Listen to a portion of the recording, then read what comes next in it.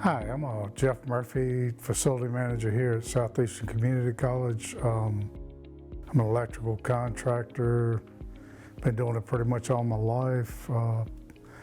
Got background in HVAC controls, HVAC systems. I've had the pleasure of being with Bobby now for maybe 2 months. He's a great kid, great attitude.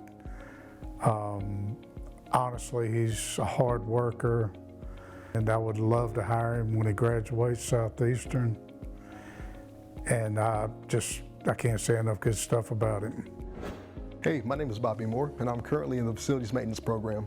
Over the summer, we built cornhole boards, chicken coops, picnic tables, and a storage building for the SCC daycare.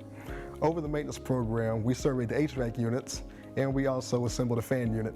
I would like to thank SCC and their faculty for providing me with the right certifications to enter the work field.